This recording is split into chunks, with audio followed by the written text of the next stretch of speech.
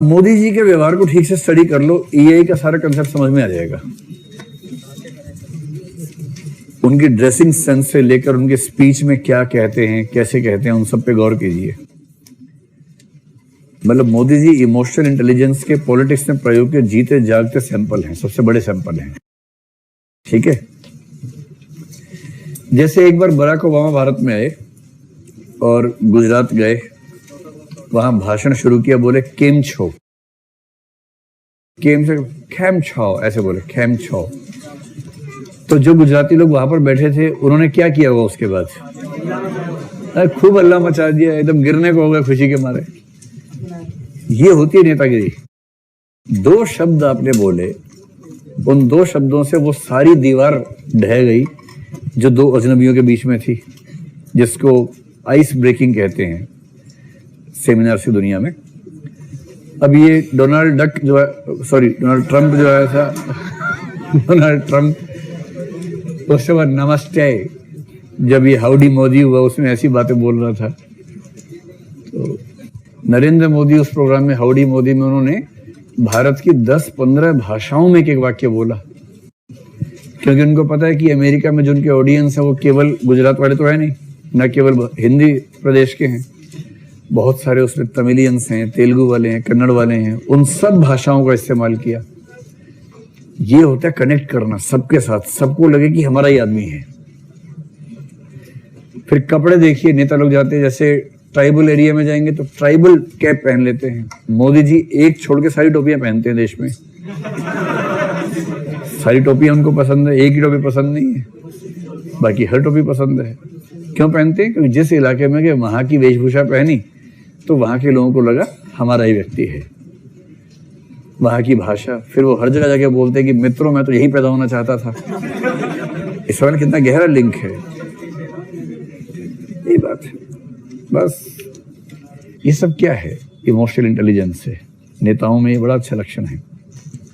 सोनिया गांधी के पति की हत्या हुई, सोनिया गांधी ने पति के हत्यारों की फांसी की सजा को माफ करने के लिए अपील कर दी।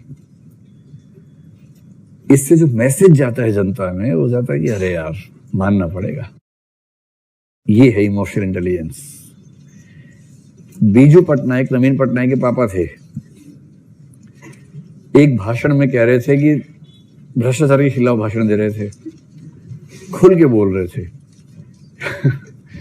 कि अगर आपको कोई भ्रष्ट अधिकारी दिखे, मैं आपसे कह रहा हूं उसे थप्पड़ मार दो, मैं देख लूंगा।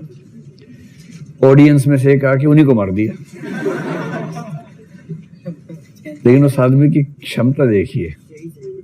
उसके बाद क्या हुआ? मुस्कुराए, जेब से 100 रुपए निकाले, उसको दी और बुलाया, आप सबको ऐसा होना चाहिए। उसके बाद वो आदमी मिला नहीं। फिर अलग शायद मिला, मैं मजाक कर रहा हूं। अच्छा, किसका मन नहीं करता झापड़ खाने के बाद कि 2 कसके लगा दूं? पर यह है इमोशनल मैनेजमेंट कि इस समय अगर मार दूंगा तो इलेक्शन गया, इस समय कैसे मैनेज करें कि इस बात को भी कन्वर्ट कर दूं वोट लेने में। ये तेवर होता है, मजाक थोड़ा है। और मोदी जी हैं। मोदी जी इस फाइन आर्ट के चरम पुरुष हैं।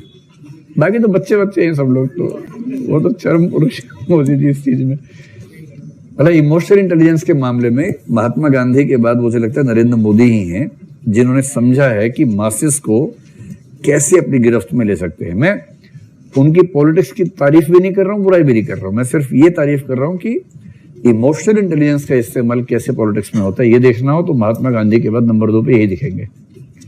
नेहरू वेहरू तो उस स्कूल में कंपार्टमेंट में पास हुए हैं जिसके टॉपर नरेंद्र मोदी और जिसका सिलेबस बनाया था महात्मा गांधी ने।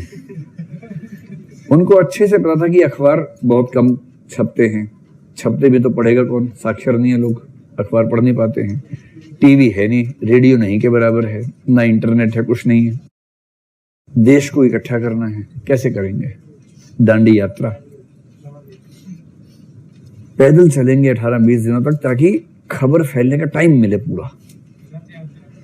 जैसे रथ यात्रा की, लोह पुरुष जिनका लोहा जंग खा गया बाद में, उन्होंने की थी ना, तो ये होता तरीका। इससे क्या होता है कि आप पूरे मासेस को एक कर लेते हैं। और ये महात्मा गांधी से बड़ा कौन सीखेगा।